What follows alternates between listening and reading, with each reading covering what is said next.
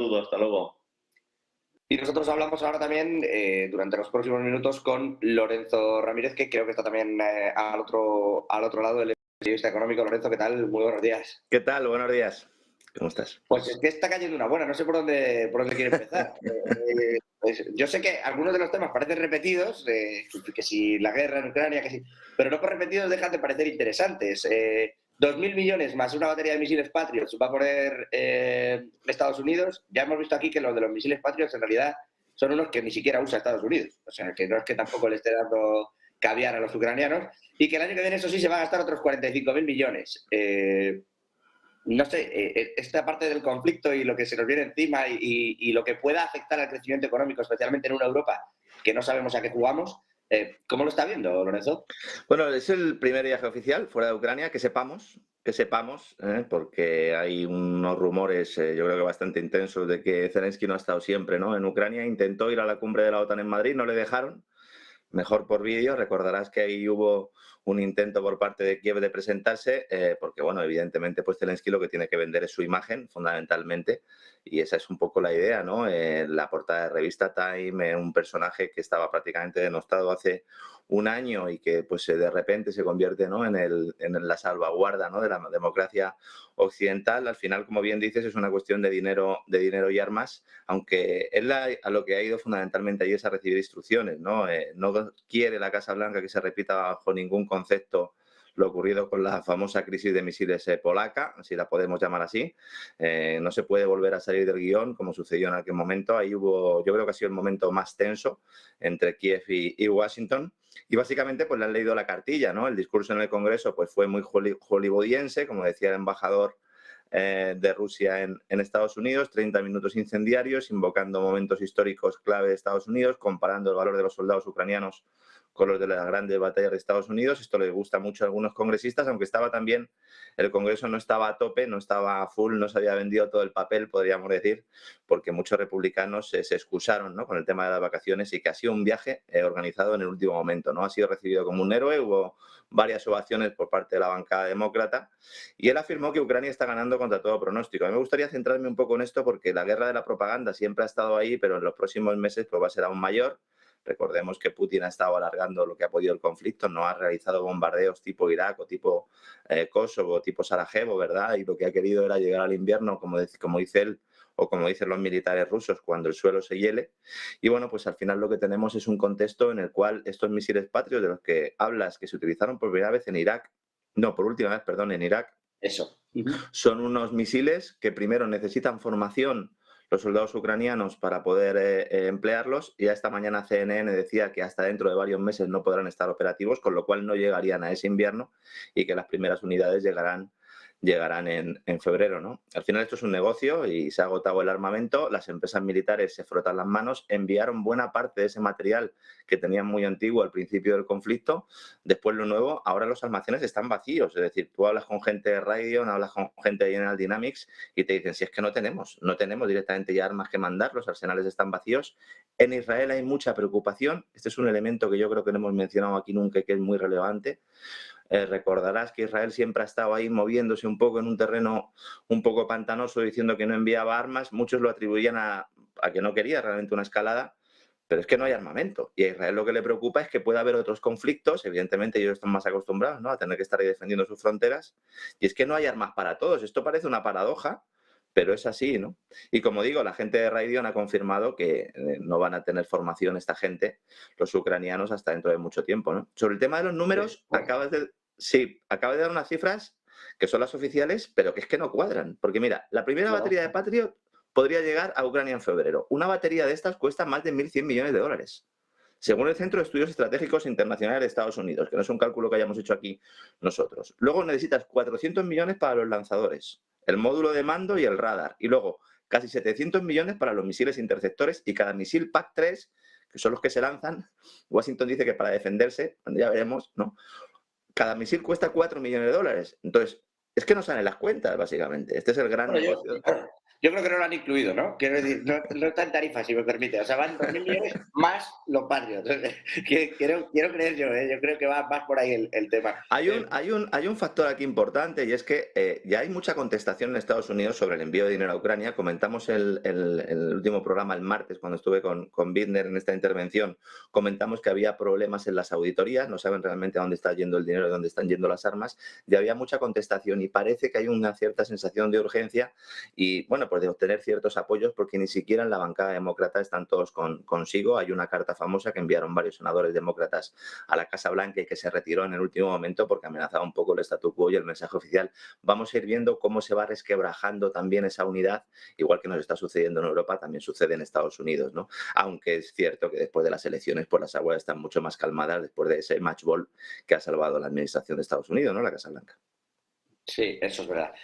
Curiosa frase, por cierto, para acabar ayer de Biden, diciendo que estaremos siempre con Ucrania y del lado Sobre de todo él. hasta el último ucraniano, dice. Como diciendo, bueno, luego ya veremos. Es que esa frase también es muy relevante porque la dijo Zelensky en su momento que iban a dar la vida hasta el último ucraniano, ¿no? Y esto muestra un poco de hasta dónde quiere llegar el propio Vladimir Zelensky, ¿no? Se ha dicho mucho que la Casa Blanca quería llegar a algún tipo de entente de paz. El propio Zelensky dijo que había recibido presiones para ello. Mucha gente está mirando a Washington, pero no, las presiones fundamentalmente son en Europa y salen de Francia y Alemania. Y esa frase de Biden en realidad no es suya, es copiada y yo creo que al final habrá salido de la factoría del Pentágono, que es de donde sale todo Bueno, esto. sí, tiene toda la pinta. Hombre, Biden, sí, ya lo último sería que Biden, con las dificultades que tiene ya solo y que no son nada desdeñables, dudo que se escriba incluso ese tipo de discursos con un Volodymyr Zelensky, que ayer estaba incluso con esa casaca de militar allí dando la rueda de prensa. Le cambio el tercio, Lorenzo. Asuntos económicos en España, que hay muchos, bueno, y judiciales. Bueno, y de todo, ya se lo mezclo entero. Se habló hace tiempo de lo que se ha llamado el caso Villarejo. Una de las vertientes es que el BBVA había contratado a Villarejo, pero no se sabía para qué. Bueno, Entonces, hace tiempo, bueno, inicialmente no se sabía para qué. Y entonces empezó a preguntar, especialmente a Carlos Torres Vila, se le preguntaba mucho. Bueno, ¿qué va a pasar? ¿Qué está haciendo el banco? ¿Para qué le contrataron? Y entonces el banco decidió adoptar una postura como muy colaborativa. Por supuesto, nosotros daremos todas las explicaciones, le contratamos para estrategia de comunicación, queríamos tener más peso en algunas esferas, en fin, esta era toda la explicación que se dio. Y luego se supone que se habían ido mandando una serie de correos y que se estaba colaborando con la justicia. Como no hemos podido ver todos los correos, no sabemos hasta cuándo. Pero es que el juez que lleva el caso le acaba de decir a BBVA que le parece que la actitud colaborativa es impostada, que no ha explicado todavía para qué exactamente tenían al señor Villarejo dentro, salvo para lo que se le pueda ocurrir y por lo que están bien metidos otras empresas en esta trama, que tiene que ver con tráfico de influencias, y que además los correos que está enviando ni son todos ni son los importantes. Se ha pegado un pescozón de cierta relevancia. En realidad hay una batalla desde hace ya mucho tiempo. Lo que pasa es que, claro, los servicios de comunicación de BBVA siguen trabajando a destajo a pesar de todas las complicaciones que tienen, ¿no? Y bueno, pues al fin y al cabo estamos hablando del segundo mayor banco de España, por lo menos en tamaño, aunque CaixaBank en el negocio en España esté por delante de BBVA y evidentemente pues tienen un servicio de comunicación potente, ¿no? Pero hay algo ahí que siempre ha estado y es que Manuel García Castellón ha criticado desde el minuto uno la actitud de Carlos Torres, que fíjate, al final es un poco paradoja porque él no está imputado, igual que imputaron a otros grandes del IBEX, como el propio Sánchez Galán, ¿no? O como el tema de Brufao, de Fainé, que finalmente pues, se retiró esa imputación. Carlos Torres se libró porque el que imputaron fue a su predecesor y al que le había puesto a él, también de una manera bastante extraña, ¿no? Con aquel movimiento que de repente pues, sustituyó al CEO a Ángel Cano de una manera muy rápida y puso a Carlos Torres, y desde entonces pues existen los rumores de que Carlos Torres tiene mucho más que callar que decir, ¿no? Manuel García Castellón ha criticado fundamentalmente la labor de Carlos Torres hasta que Carlos Torres llegó un momento en el que le contestó, ¿no?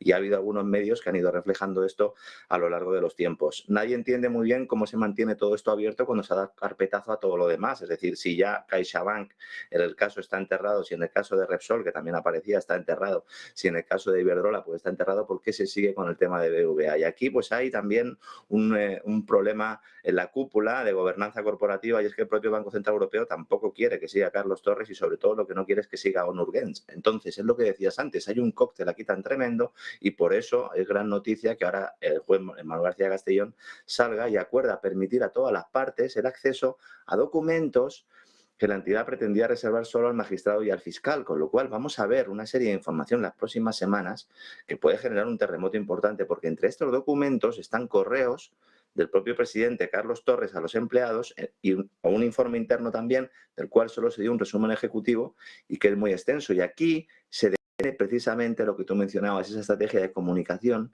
en la que se traslada a los empleados de la entidad pues lo que tienen que decir cuando sean preguntados, de lo cual se podría inferir que tenía más o menos conocimiento Carlos Torres de lo que realmente hacía Villarejo, porque esa es toda la clave, esa operación trampa, que es un poco como se ha bautizado el caso separado de BBVA, que gira en torno a los supuestos o presuntos servicios de espionaje a políticos, lo publicamos en moncloa.com y en el diario Mercados, a empresarios, a periodistas.